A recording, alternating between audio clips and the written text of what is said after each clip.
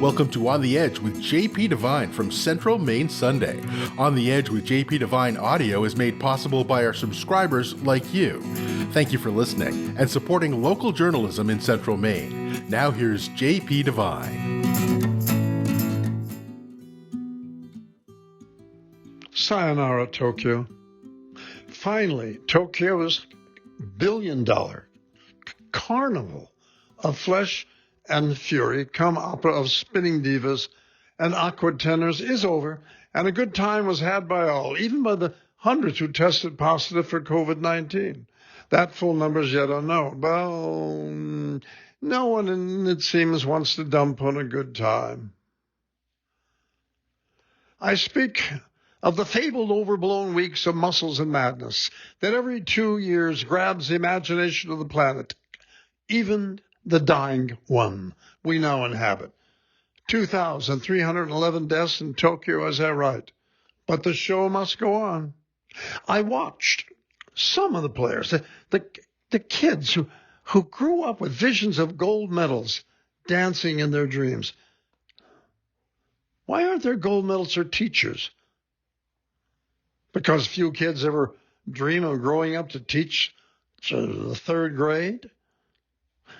I took particular notice of that chorus line of incredibly handsome, muscular youths swimming back and forth that conjures up lovely, youthful memories for me. I'll never look that good again. First of all, I never looked that magical in swimming shorts, and I would have lost those fancy glasses by day one. But I had my glory days.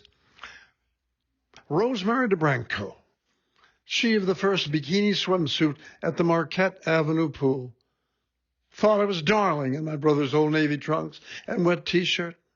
You see, unlike the great Caleb Dressel, I always wore a T-shirt at the pool. Not only was I the skinniest kid at Marquette pool in my big brother's old swimsuit, but my skin was so white that today I would be the poster boy for white supremacist groups.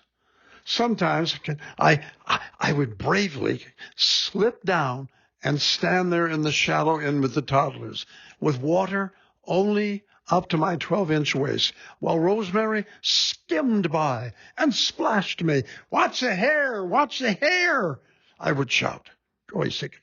I was paranoid about getting my 6-buck haircut wet and stringy. I may have had Don Knotts' body, but I had Elvis's hair. In my later years, no matter where I went in the world of pools, from St. Louis to Beverly Hills, I would recall Rosemary D. swimming back and forth in her pool, in her first at Cleveland High's black bikini, while flocks of pool jocks swam around her like she was Esther Williams.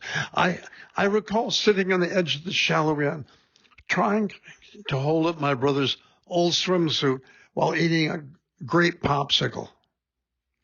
Luckily, cameras weren't allowed. Rosemary may have been the Jane Mansfield of Mr. King's homeroom, but it was only this skinny lover with a $6 style haircut that got to spoon with her in the moonlight at Belle Reve Country Club in her daddy's old convertible. The deep end of pools never do me in. To this day, oh God, nothing ever happened to me around large bodies of water. I would add that bats and balls of any size also spell danger for me. First of all, from kindergarten to high school, I could never actually catch anything coming at me at high speed. Except for Rosemary's lips. By the time I left school, I had had my face smashed, bruised, and lacerated by some kind of ball or bat.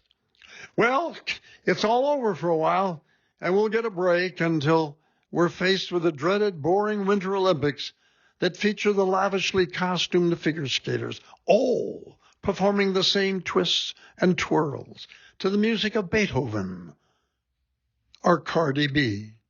Tell me the truth, I secretly like that event.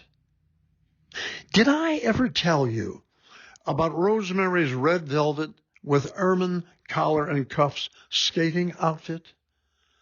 Oh, sigh. Thanks for listening to On the Edge with JP Devine. On the Edge with JP Devine audio is made possible by our subscribers like you. Thank you for supporting local journalism in Central Maine.